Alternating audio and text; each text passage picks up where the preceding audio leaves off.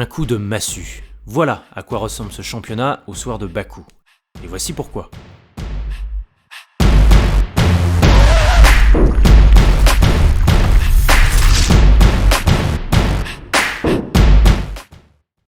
Quatre abandons, 4 monoplaces équipées par Ferrari. Le voilà, notre coup de massue de 2022. Chez Alfa Romeo, c'est un Gragno Joe déchaîné et dans la zone des points qui a été l'heureux élu. La faute à une avarie. Chez Haas, c'est Kevin Magnussen qui a dû se parquer lamentablement sur le bas-côté du virage 15 du fait d'une perte de puissance sur son V6. Et chez Ferrari, comme pour ne pas faire de jaloux, c'est Carlos Sainz puis Charles Leclerc qui ont dû renoncer, respectivement au 8e et au 21e tour, respectivement du fait d'un problème hydraulique et d'une casse moteur. Mais bon, on peut être rassuré car Mattia Binotto ne dramatise pas.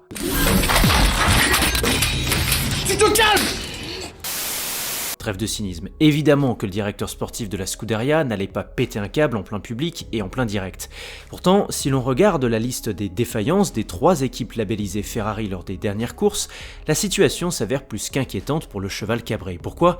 Car ces défaillances semblent à la fois se diversifier et présenter des dénominateurs communs s'agissant des soucis moteurs, ce qui laisse à penser que l'unité de puissance de Ferrari cache un péché originel. Par conséquent, la Scuderia se retrouve dans une situation similaire à celle de Red Bull il y a 2 mois, lorsque l'écurie autrichienne enchaînait les casses mécaniques qu'elle semble, je dis bien semble, avoir résolues aujourd'hui. Mais situation similaire n'est pas identique, car pendant que Ferrari s'en mêle les pinceaux, Red Bull enchaîne les doublés. A l'inverse, lorsque la Scuderia a l'avantage, elle semble bien incapable de maximiser ses résultats, soit parce que Carlos Sainz est aux fraises comme à Melbourne, soit parce que Charles Leclerc pêche par gourmandise comme à Imola, soit parce que le Muret concocte des stratégies foireuses dont lui seul détient le secret. Et voilà comment avec 2 abandons comme son rival, Charles Leclerc se retrouve à 34 points de Max Verstappen.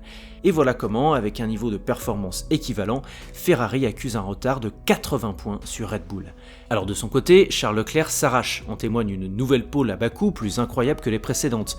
Mais on sent bien que l'accélérateur de vieillesse qu'a été la Scuderia Ferrari pour Alonso puis pour Vettel est en train tout doucement d'atteindre le prodige monégasque qui semblait totalement abattu en interview d'après-course, d'autant qu'il sait que ses mésaventures actuelles risquent de lui imposer des pénalités supplémentaires par la suite. Face à cela, chez Red Bull, c'est carton plein et en plus dans le bon ordre. Alors Sergio Pérez aura une fois encore été magnifique tout le week-end, notamment en qualif et au départ, mais n'aura finalement fait qu'illusion car en course, la performance de Verstappen s'est avérée un peu démoralisante, car Max a tout simplement fait une Sergio en course, en préservant son train arrière avec brio, tandis que le Mexicain, pour une fois, a semblé à la peine dans cet exercice. Alors, que conclure de ce coup de massue ?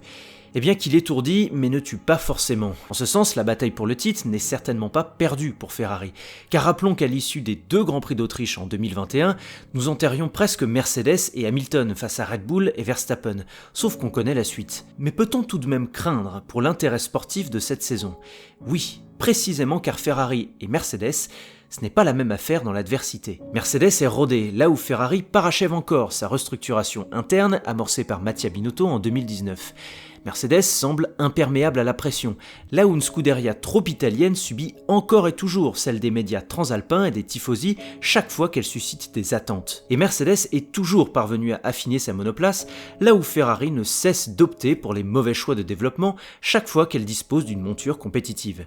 Toutes ces raisons, couplées à l'incertitude sur la fiabilité et au doute sur la paire de pilotes, font donc de Ferrari un challenger bien plus fragile que ne l'était Mercedes l'an passé. Le deuxième coup de massue de ce championnat ne heurte pas tant la tête que le dos, et il s'appelle le marsouinage. Ce phénomène de rebond à haute vitesse et induit par le retour de l'effet de sol cette année n'a pas épargné les pilotes à Bakou, et combiné à une piste bosselée, n'a même jamais été aussi dévastatrice. Pour Mercedes, qui pensait s'en être débarrassé pour partie en Espagne, la mauvaise nouvelle est donc dure à avaler, malgré une nouvelle P3 pour Russell et une P4 résiliente pour Lewis Hamilton. Mais au-delà du sport se pose tout de même la question de la santé. Car lorsque Carlos Sainz explique qu'il craint pour la santé des pilotes exposés à des rebonds répétés, lorsque Daniel Ricciardo indique qu'après avoir subi le marsouinage en course pour la première fois, il compatit avec ceux qui y sont confrontés depuis Bahreïn, lorsque George Russell affirme que ce n'est qu'une question de temps avant qu'un accident majeur se produise, et lorsque Lewis Hamilton affirme qu'il s'agit de la course la plus difficile de sa carrière, Bon ok, ça il le dit tout le temps. Eh bien des remises en question sont plus que légitimes. Et si cela ne vous suffit pas, eh bien revisionnez avec quelle difficulté le septuple champion du monde s'est extrait de sa monoplace après le drapeau à damier. Pour une F1 qui n'est plus celle des années 50 ni même celle des années 90, eh bien cette situation est tout bonnement inacceptable. Pourtant, que faire ? Car n'oublions pas que c'est pour mieux exploiter l'effet de sol et ainsi gagner en performance que les équipes décident d'elles-mêmes de faire rouler leur F1 au plus près du bitume, ce qui risque de les faire frapper violemment au sol en ligne droite. Alors certaines d'entre elles parviennent à maîtriser ce phénomène comme Red Bull, Alfa Romeo ou Alpine. D'autres doivent s'en accommoder faute de mieux, à l'instar de Mercedes, Ferrari ou Alfa Tauri. Ce qui signifie qu'intimer l'ordre de rehausser les voitures pénaliserait sportivement tout le monde, et particulièrement les équipes qui ont réussi à dompter le marsouinage, et donc qu'une nouvelle controverse sportive pourrait bien éclater. Mais dans le même temps, comme on l'a dit, il s'agit d'une question de santé, et croyons bien que si l'association des pilotes ne soulève pas la question sérieusement, et si la FIA n'intervient pas, eh bien personne d'autre ne le fera, et encore moins les équipes qui font parfois tout pour gratter le petit dixième, même si ce dernier s'obtient au détriment du bien-être de leurs pilotes, et le pire, parfois avec leur consentement. Tout doit donc se jouer entre la GPDA menée par George Russell d'un côté et la FIA de l'autre pour parvenir à une solution. Car entre les deux, le management de Mercedes continuera d'en faire des caisses et d'instrumentaliser la souffrance de ses pilotes car il ne trouve pas de solution au marsouinage sans perdre en performance. Et de l'autre, les grands pontes de Red Bull n'auront de cesse que d'expliquer avec pédance, comme Christian Horner l'a fait, qu'il suffit de rehausser les voitures concernées pour régler le problème. Troisième et dernier coup de massue, plus anecdotique, est la véritable fessée qu'est en train d'infliger Sebastian Vettel à Lance Stroll, dont le paternel, rappelons-le, dirige Aston Martin F1. Le quadruple champion du monde n'est pourtant plus le jeune loup affamé de ses années Red Bull, mais force est de constater qu'au volant de sa AMR 22, il retrouve quelques couleurs de sa gloire passée, au moyen de tours de qualif fantastiques et d'une P6 finale le dimanche derrière un Gasly survolté qui tend la perche à ses futurs employeurs, et devant deux McLaren pour une fois très proches et encadrés par un très bon Alonso 7ème et le bouchon Ocon remonté 10ème. Alors cette 6ème place a été certes aidée par une bonne stratégie sous la virtual safety car et par l'abandon des deux Ferrari, mais ne reste pas moins pugnace. Mais quand on sait que l'Allemand a eu le temps de tirer tout droit au virage 3, d'effectuer un demi-tour parfait pour sortir de l'échappatoire et de remonter sur ses adversaires par la suite, eh bien deux sentiments prédominent. D'une part, un peu de regret, car sans cette erreur, la P5 de Gasly, voire la P4 de Hamilton, était possible compte tenu du rythme ahurissant en pneus durs.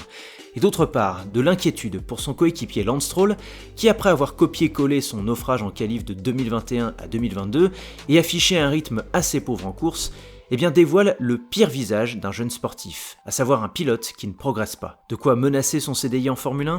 Ça m'étonnerait. Le coup de massue qu'a été ce Grand Prix d'Azerbaïdjan, pour le moins moribond, ne laisse donc rien présager de bon pour la suite. Mais rappelons qu'en F1, et c'est bête à dire, rien n'est jamais terminé, et ce n'est certainement pas le Grand Prix du Canada qui se tiendra en fin de semaine qu'on affirmera le contraire. Donc rendez-vous à Montréal. Merci d'avoir écouté cette chronique, alors qu'avez-vous pensé de ce Grand Prix d'Azerbaïdjan et de ses points chauds ? Je vous attends dans la section commentaires et vous invite à liker ce contenu tout en vous abonnant à ma chaîne si ce n'est pas déjà fait. À la semaine prochaine pour la suite des opérations, ciao !